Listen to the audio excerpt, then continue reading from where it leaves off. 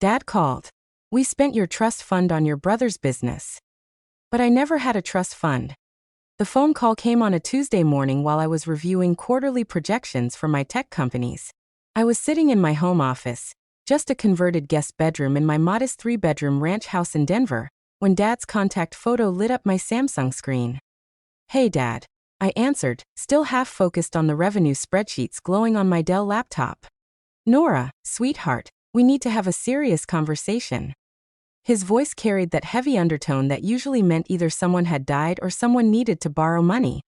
What's wrong? I asked, finally giving him my full attention. There was this long, uncomfortable pause followed by a heavy sigh that seemed to carry the weight of the world. I'm afraid I have some difficult news about your trust fund. I blinked at my laptop screen, completely confused. My what now? Your trust fund, honey. The inheritance your great-aunt Eleanor left you when she passed 4 years ago. I set down my coffee mug, one of those plain blue ones from Walmart, and swiveled my desk chair to face the window overlooking my neighbor's perfectly manicured lawn. Dad, I don't have a trust fund. Nora, please don't make this conversation more difficult than it needs to be, he said, his voice getting tighter. I know this is going to be upsetting news, but your mother and I had to make a decision about the money. What money? I asked, genuinely bewildered. Dad, great-aunt Eleanor didn't leave me any money. She left me her vintage Buick and that old cedar chest full of her quilting supplies. Another pause, even longer this time, like he was gathering courage for what came next. Nora, your great-aunt left you $380,000. We've been managing it responsibly, giving you monthly allowances from the interest earnings. I actually started laughing. I couldn't help myself. Dad, what are you talking about? What monthly allowances? The $2,400 we've been depositing into your Chase account every month, he said, sounding increasingly defensive. We've been supporting you so you could pursue your little computer projects without financial stress. My laughter got louder and more hysterical. Dad, you think you've been giving me $2,400 every month from some imaginary trust fund? It's not imaginary, Nora. His voice was getting sharp now. We've been managing your inheritance responsibly, providing you with steady income, so you could focus on your website design hobby without worrying about making ends meet. I had to put the phone on speaker because I was laughing so hard I could barely hold it. This was absolutely the most ridiculous conversation of my entire life. My website design hobby. I managed to gasp out between fits of laughter. The conversation was about to take a turn that would shatter everything my parents thought they knew about their daughter's life. Yes, whatever it is you do with those computers all day, Dad said, clearly frustrated with my reaction. Dad, I need you to slow down and walk me through this from the beginning, I said, trying to compose myself. You genuinely believe great-aunt Eleanor left me $380,000? I don't believe it, Nora. I know it. It was clearly stated in her will. And you think you've been giving me monthly payments from this money? Yes, exactly $2,400 every month for the past 3 years. Until now, I said, sensing there was more to this story. Until now. What? This is where his voice got smaller, almost childlike.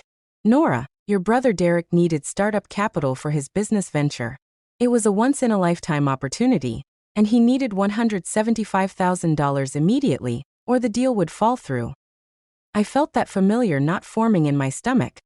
The one that always appeared when Derek's name came up in conversations about money. Please tell me you didn't. We used your trust fund money to help Derek launch his craft brewery, he said quickly, like ripping off a Band-Aid. But Nora, you have to understand, this is going to benefit our entire family. Derek's brewery is going to be incredibly successful, and when it takes off, we'll pay you back with substantial interest. I sat there in complete silence, trying to process what I was hearing. My brother Derek, who'd failed at 2 previous business ventures, had somehow convinced my parents to give him nearly $200,000 of what they thought was my money. Dad, let me make sure I understand this correctly, I said slowly. You believe you've been giving me money from an inheritance I never received, and now you've spent this imaginary money on Derek's brewery. It's not imaginary money, Nora, he protested. It was real, and now it's invested in Derek's future. I'm calling to let you know there won't be any more monthly payments until the brewery starts turning a profit. I started laughing again, But this time it wasn't from amusement. It was from the sheer absurdity of discovering that my parents had created an entire fictional financial narrative about my life. Dad, I hate to break this to you, but I never received any inheritance from Great-Aunt Eleanor except that old Buick and her quilting supplies. And you've never given me $2,400 a month. That's impossible, he said firmly. We've been transferring money to your account every single month without fail. What account? Your checking account at Chase, the one you opened in college. I grabbed my laptop and pulled up my online banking. I scrolled through months of transactions, looking for these mysterious deposits my father was so certain about. And then I saw them. Monthly deposits of exactly $2,400 from Morrison Family Trust, going back 3 full years. The truth was about to get even stranger. Oh my God, I whispered, staring at my banking history in complete disbelief. What? Dad asked urgently. Dad, there really are deposits in my account. $2,400 every month. Exactly like you said. See, I told you we've been taking care of you, he said, relief evident in his voice. But Dad, I said, starting to laugh again, this time so hard I could barely breathe. I never noticed them because $2,400 a month is pocket change to me. It's like finding quarters in my couch cushions. I literally never pay attention to deposits that small. Complete silence on the other end of the line. Nora, he said finally, what do you mean it's pocket change? Dad, do you want to know what I actually do for work? You design websites for small businesses, he said confidently. I run 3 technology companies, I said. Last year alone, my combined revenue was just over $150 million. The silence stretched so long I thought the call had dropped. Dad, are you still there? Nora, that's not funny. I'm not joking. Do you want me to email you my tax returns from last year? You can't be serious. I pulled up my investment portfolio app and checked my liquid assets across all accounts. Dad, my checking account, the one you've been depositing $2,400 into every month, currently has a balance of $6.8 million. That's just my spending money for day-to-day expenses. That's impossible, he said weakly. Want me to prove it? I asked. What exactly is Derek's new business? He's opening a craft brewery specializing in Colorado Mountain Alesh, Dad said. He says it's going to revolutionize the microbrewery scene in the Rocky Mountain region. The company is called Peak Valley Brewing. I quickly pulled up my investment tracking software and ran a search through my portfolio companies. Dad, what did you say the name was again? Peak Valley Brewing. Why are you asking? I found exactly what I was looking for and started laughing so hard I nearly fell out of my chair. Dad, I own Peak Valley Brewing. The silence was deafening. What did you just say? Derek approached me 6 months ago looking for investors, I explained. I liked his business plan and his passion for craft brewing, so I funded his entire operation through one of my investment firms. I currently own 70% of the company. You're telling me, my father said very slowly, that Derek used your trust fund money to start a business that you already own. There was no trust fund money, Dad. Derek used the investment capital that I gave him as his primary investor to start the business that I'm already funding and majority own. The revelation was complete, but the real shock was still coming. I don't understand any of this, Dad said, and I could hear genuine confusion in his voice. Here's what actually happened, I explained patiently. You and Mom have been taking $2,400 out of your own retirement savings every month and depositing it into my account, believing it was money from an inheritance that never existed. Meanwhile, I've been funding Derek's brewery venture through my investment company, not knowing you thought you were using my money to do the exact same thing. I could practically hear his brain short-circuiting as he tried to process this information. Nora, if you're really making that kind of money, why do you live in that modest house? Why do you drive that old Toyota Camry? Because I don't need material possessions to validate my success, I said simply. The house is comfortable and perfect for my lifestyle. The Toyota is reliable and gets excellent gas mileage. Why would I waste money on status symbols that don't improve my life? But we thought, your mother and I assumed. You assumed I was struggling financially because I don't live extravagantly, I finished for him. You created an entire fictional story about me needing your financial support when in reality, You've been giving me money I never asked for and didn't need. How long have you been?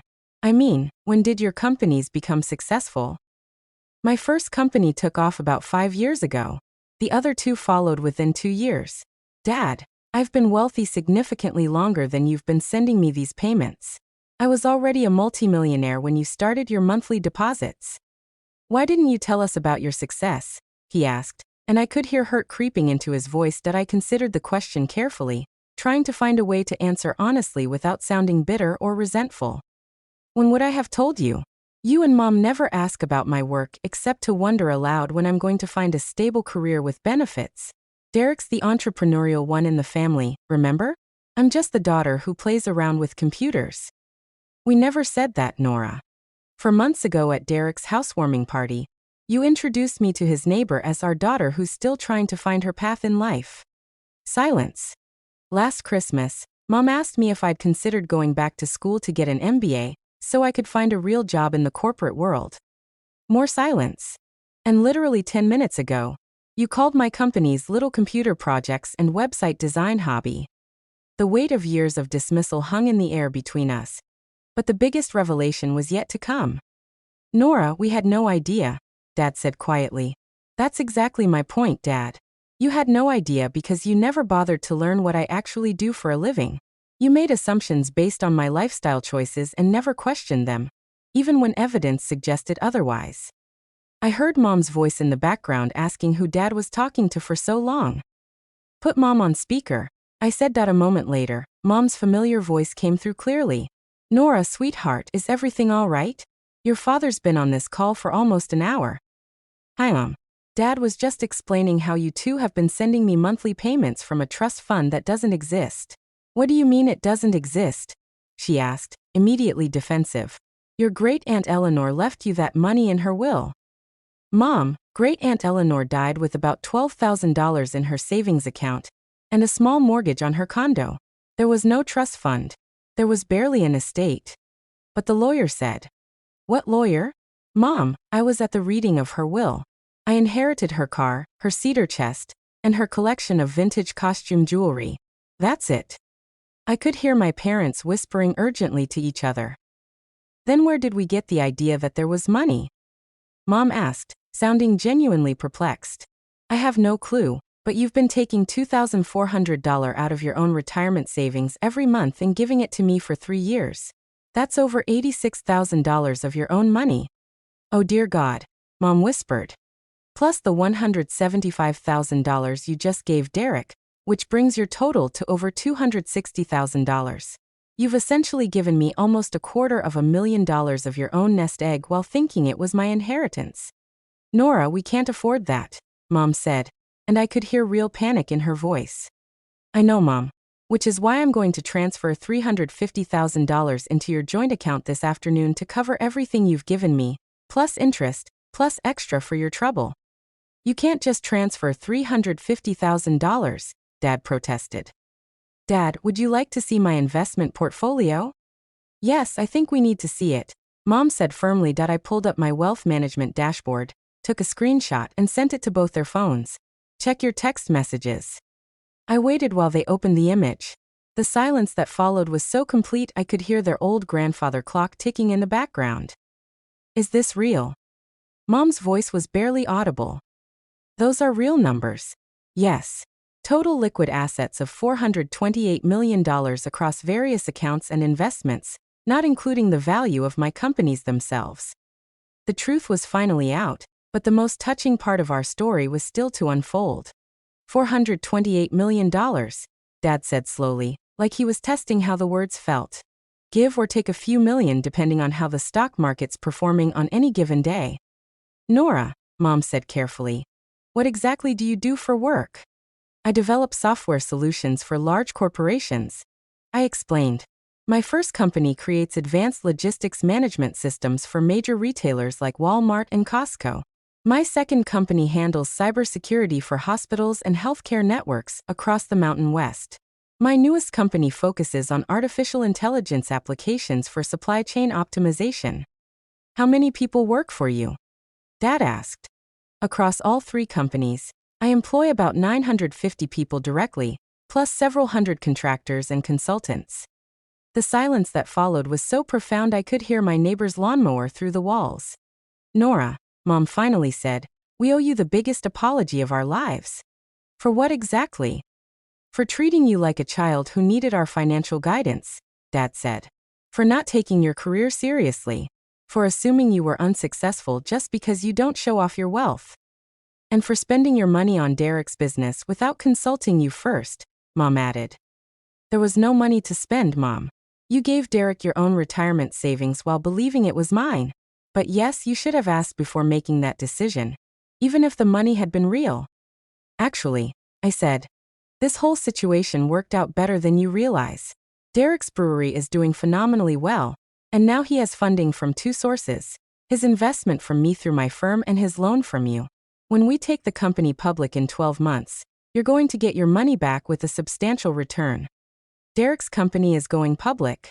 Dad asked, incredulous. The craft brewery concept is just phase 1, I explained. We're expanding into can distribution, restaurant partnerships, and eventually franchise locations across Colorado, Utah, and Wyoming. Conservative projections value the company at around $65 million within 2 years. And you own most of this company. I own 70%, which means Derek's success is directly tied to my success. I've been mentoring him on business strategy and helping him avoid the mistakes that sank his previous ventures. I could hear them whispering to each other again, probably trying to process everything I'd told them. Nora, Mom said, I have to ask, if you've been this successful for years, why didn't you ever tell us? The question I'd been dreading, but the answer would bring us closer than we'd ever been. I thought carefully about how to answer that question honestly. Because your love for me never seemed connected to my professional achievements. You loved me for who I am as a person, and I was afraid that knowing about the money might change that dynamic. That's ridiculous, Dad said immediately. We're proud of you no matter what you accomplish. Are you really? I challenged gently. Because 15 minutes ago you dismissed my work as computer projects and you spent 3 years assuming I needed you to manage my finances because I couldn't handle adult responsibilities. They had no response to that observation, which was answer enough. Look, I'm not angry about any of this, I continued. It's actually kind of endearing in a bizarre way, but it does highlight how little attention you've paid to my actual life and career over the past few years. How can we fix this? Mom asked earnestly.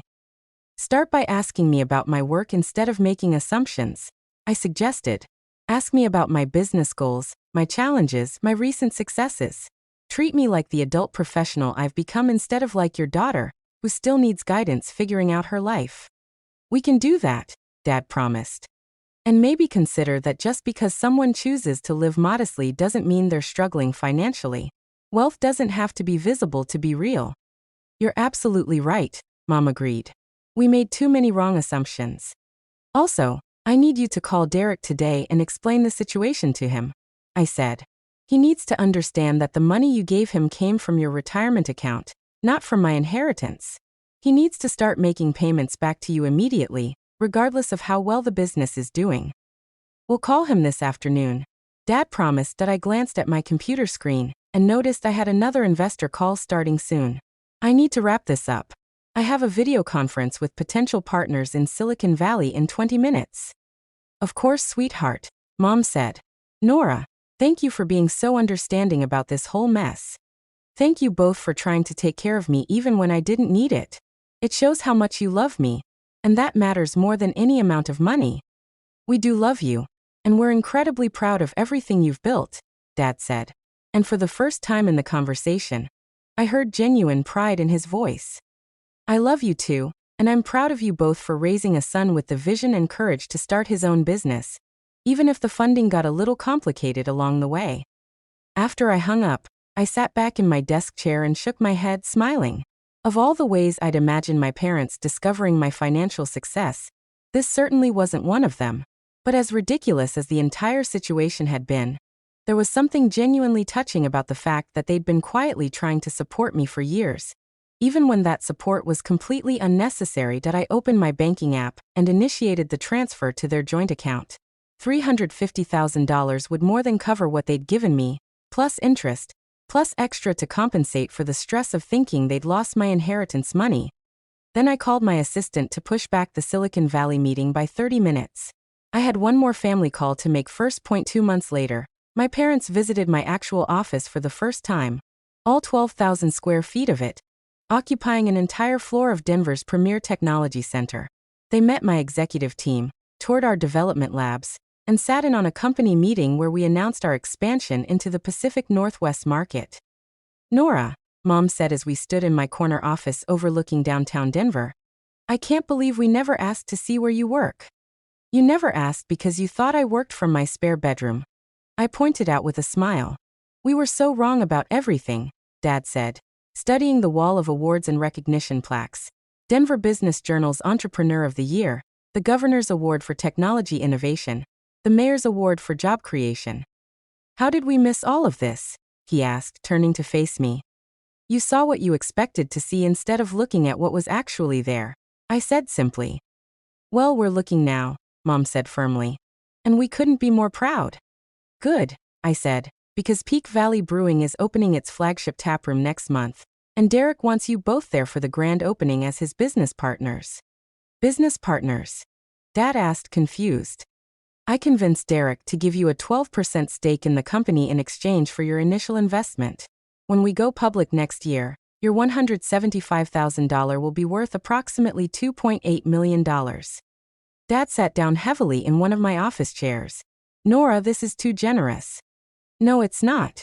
It's what families do for each other. We take care of each other, even when that care takes unexpected forms." I walked over to my desk and picked up the only personal item in my otherwise professional office space. A framed photo of our family from last Thanksgiving. All of us laughing around the dinner table after Derek had told one of his terrible jokes. "You know what the best part of this whole crazy situation is?" I asked them. "What's that?" Mom replied. "You loved me and supported me even when you thought I was unsuccessful. That's the kind of family worth building a business empire for." And as I looked at my parents, really looked at them, maybe for the first time as the successful adult I'd become, I realized that all the money in the world couldn't buy what I already had. A family that loved me unconditionally, even when they didn't understand me. Everything else really was just pocket change.